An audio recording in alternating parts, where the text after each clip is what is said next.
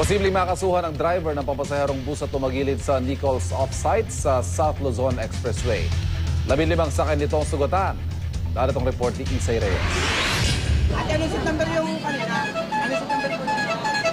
Basag-basag ang salamin at nawala sa forma ang mga gulong ng bus na ito na pagmamayari ng Antonina Line matapos tumagilid sa Nichols Offsite southbound kahapon. Inabutan pa ng GMA News na isinasakay sa stretcher ang isa sa mga pasahero nitong mininalang nagtamo ng fracture sa leeg.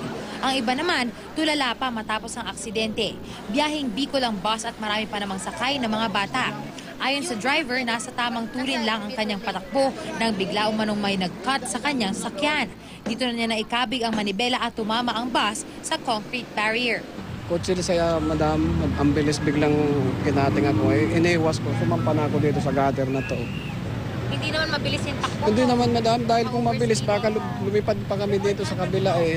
Pagkabi ko, kaya siya sumampa dito sa gutter na to. Pinatunayan naman ito ng ilang sakay. Parang may iniwasan po siyang parang nag-overtake. Tapos bigla na lang po nawalan po ako ng mali, parang nanilim po. Tapos po yung anak ko nadaganan po.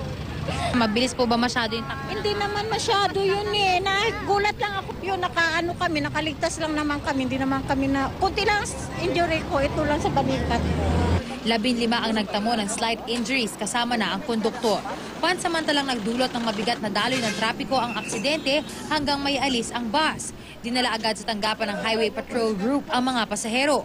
Ang driver naman, maaari raw maharap sa kaso. Reckless imprudence po resulting to multiple injuries po.